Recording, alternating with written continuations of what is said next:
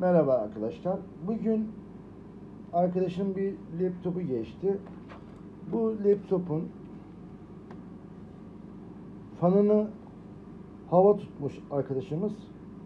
Hava tuttuğunda içindeki bütün pervane kanatları kırılmış arkadaşlar. Eğer sizin de kullanmış olduğunuz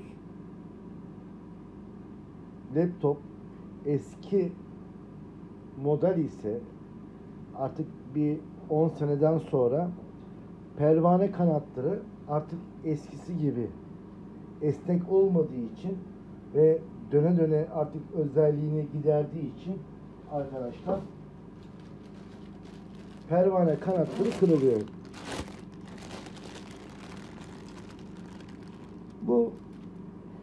Bunun fanı arkadaşlar. Şimdi fanını değiştireceğiz. Demek istediğim odur ki arkadaşlar, eğer sizin de kullandığınız laptoplar eski ise hava kanatlarını eğer temizlemek istiyorsanız şiddetli hava tanziğiyle temizlemeyin. Yavaş şekilde havayla temizleyebilirsiniz. Olmadı içini açıp fırçayla da temizleyebilirsiniz arkadaşlar. Şimdi sökme bölümüne geçiyoruz arkadaşlar.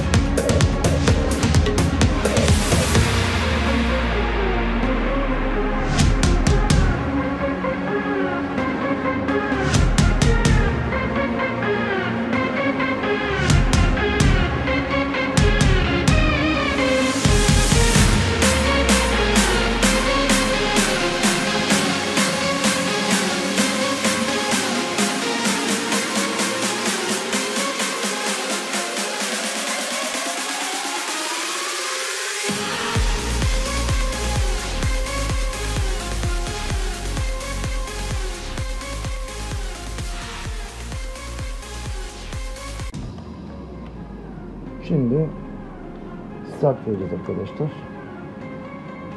Evet. Fanımız çalıştı arkadaşlar.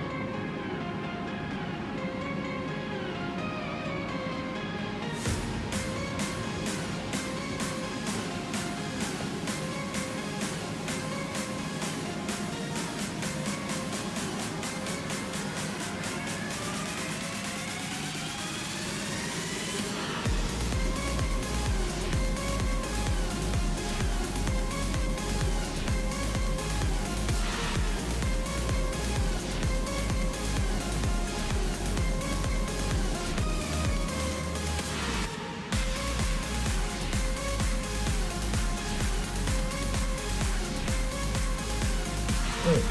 Cihazımız açıldı arkadaşlar. Fanımız çalışıyor. Arkadaşlar burada bu videoda ne öğrendik? Şimdi arkadaşlar bu kendi orijinal fanı. Biz de orijinal fanı taktık.